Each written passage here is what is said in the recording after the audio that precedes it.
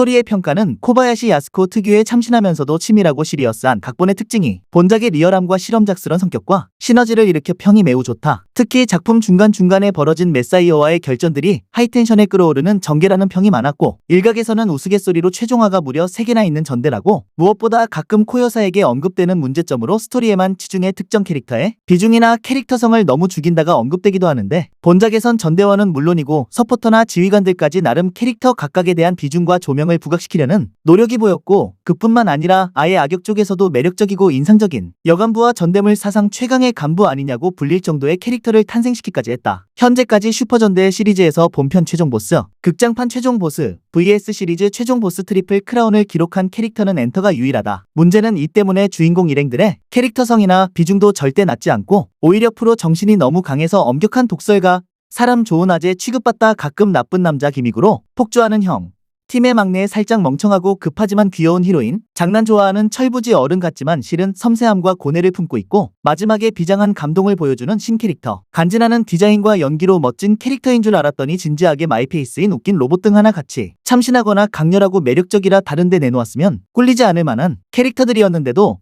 엔터 한 명에게 전부 존재감으로 밀리는 부작용이 생기고 말았다. 심지어 엔터 보려고 이 시리즈를 본다며 엔터 한 명에게 다른 캐릭터들이 다 묻힌다는 평을 내리는 사람도 간혹 있을 정도. 또 다른 문제는 스토리 페이스 조절 실패. 액션 자체는 시작부터 끝까지 골고루 분포되어 있고, 실제로도 초반부터 재밌고 신선하며 생동감 넘치는 액션씬으로 시청자들을 사로잡는 것에 성공하긴 했지만, 문제는 극의 반환점이나 재미 포인트 등이 전부 후반부에 몰려있어 초반부가 좀 심각하게 루즈하다. 실제로 고버스터즈의 시청자들 대부분은 초반이 너무 재미없다고 평하는데, 그 탓에 진짜로 떡밥이 풀리고 극 전개가 재밌어지는 후반부까지 가기도 전에 시청자들 대부분이 떨어져 나가 버리는 결과를 낳게 되었다. 이 때문에 재미있는 후반부의 전개는 본 사람만 아는 전개가 되어버리며, 고버스터즈는 실제 완성도에 비해 그리 큰 성과를 내지 못한 비운의 명작이 되고 말았다. 어느 각본이든 초반부는 보통 떡밥을 뿌리는 식으로 넘어가는 데다 일단 봐야 내용을 알 수 있다고는 하지만, 시청자들을 잡아두질 못하면 후반이 아무리 재미있어도 말짱 꽝이라는 선례가 두 작품이나 이미 있는 상황에서 똑같은 선례를 답습해버린 점은 두고두고 고버스터즈 팬들에게 아쉬울 수밖에 없다. 결론적으로 후반부로 갈수록 평가가 올라가는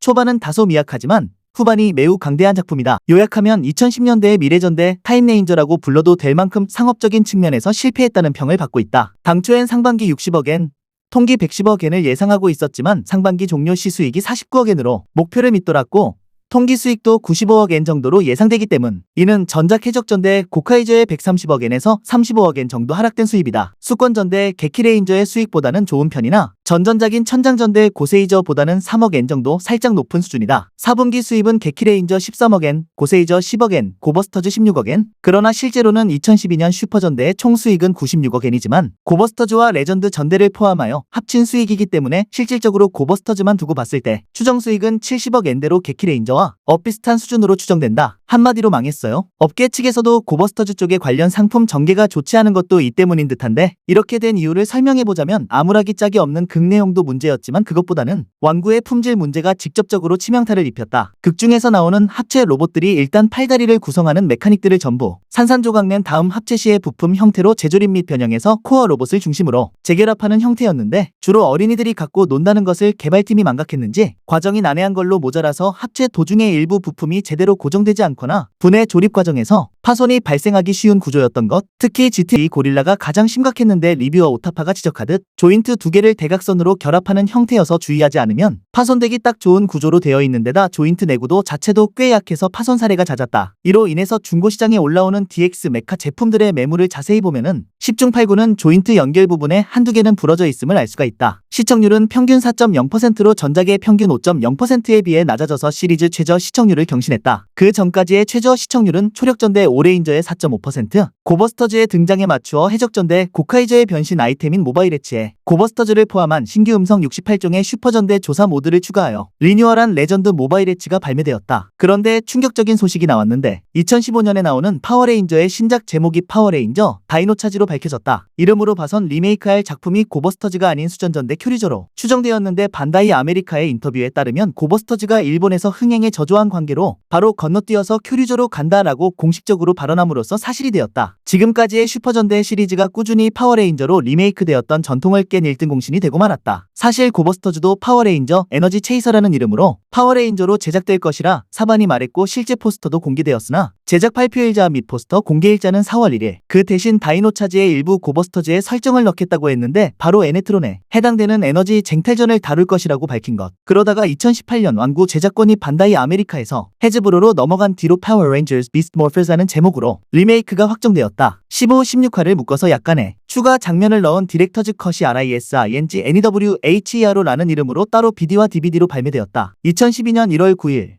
고버스터즈와 같은 시기에 비공인전대 아키바레인저의 제작이 발표되었다. 고버스터즈가 아동 대상 작품이라면 아키바레인저는 어른과 오덕후를 대상으로 하는 작품. 국내에선 자꾸 고버스터즈가 아키바레인저 때문에 망했다는 드립이 나오는데 애초에 슈퍼전대 제작사에서 내놓은 패러디 비공인전대 아키바레인저가 정식 슈퍼전대인 특명전대 고버스터즈를 누른다는 건 말도 안 되는 소리다. 타겟층도 다르고 방영 기간도 다르며 수익 자체가 고버스터즈가 넘사벽. 아키바레인저 2기 정보가 공개됐을 때도 위계드립에 이어 아키바레인저 2기의 큐류저가 망한다는 개드립이 나왔으나 역시 말도 안 되는 소리. 오히려 큐류저는 슈퍼전대의 시리즈 역대 최고 흥행작이었다. 물론 이건 아키바레인저를 띄워주기 위함이라기보다는 고버스터즈의 흥행 실패에 대한 밈에 가깝다.